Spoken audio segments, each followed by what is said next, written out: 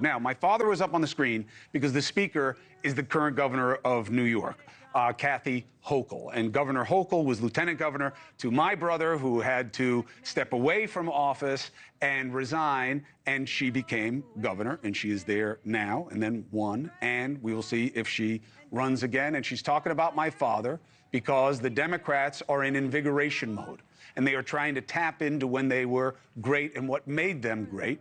And my father was one of the sentinels for the Democratic Party who made the case that you gotta be for the people who need the most, that's what government is about. What will they do now? We'll see. All right, that's nice that your dad's getting a tribute tonight. I like it. You know who wouldn't have liked it? Who? Your dad. Woof. Your dad.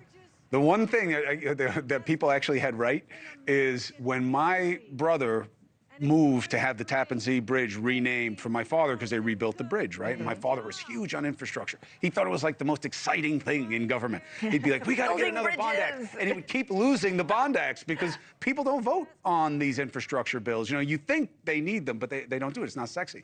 And he would have been mortified. He wouldn't let them paint a picture of him.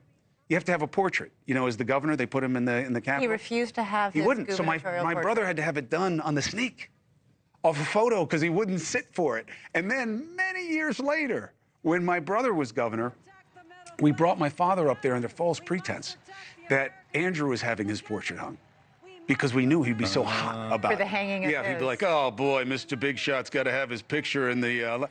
They all had it. And then they went and it was his picture.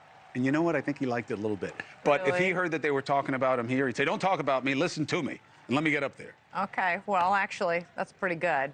Don't talk about me, listen to me. I like that. My greatest memory for Rivera Live, my old show, was going with your dad after the show. He was my favorite guest, to Miss Ellie's bar on 79th Street.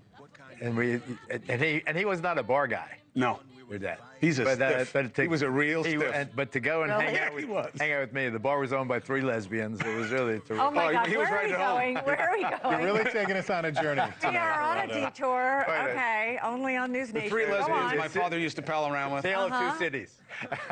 It was a tale of 2 cities. Different meaning. Different meaning. When your dad gave that speech 40 years ago, Democrats were in the wilderness. They knew they were going to lose the election. They were getting shelled. Walter Mondale was going to lose, and when they went to that convention, they knew it. And he offered them a path to the future. He offered them a way out, and they grabbed a hold of it, and he lifted their spirits at a time when they needed it a great deal. The challenge tonight for Democrats is the guy who's coming to the stage tonight is not a pathway to the future. That's right. Right? It's not a hope for the future. It is settling the business. They don't even have a real keynote. You know, that used to be a thing, right? Is that whoever was going to be the keynote, mostly on the Democratic side, not so much on the Republican side, this was a comer.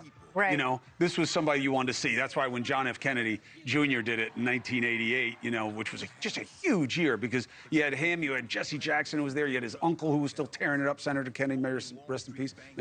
Both Kennedys, may they rest in peace. It was like, this is who we're going to be. They're not really doing that this time. Putting my father up there is smart for them. Although I will say this. This is why it's just a solo shot again. I don't know how he would feel about his party right now and what they're prioritizing and where they are policy-wise. It is not the party he was in. It was not the priority set that he had. And the membership of the party and its focus has completely inverted from when it was him. He was all working class, all underclass, all the time. Like, that's all his politics were. And they really are not there. They're culture warriors too, these guys. Yeah. And I just don't think that's would have been where he was at. Hey, thanks for watching. Go to joinnn.com to find NewsNation on your screen. And don't forget, click the red subscribe button below to get more of NewsNation's fact-driven, unbiased coverage.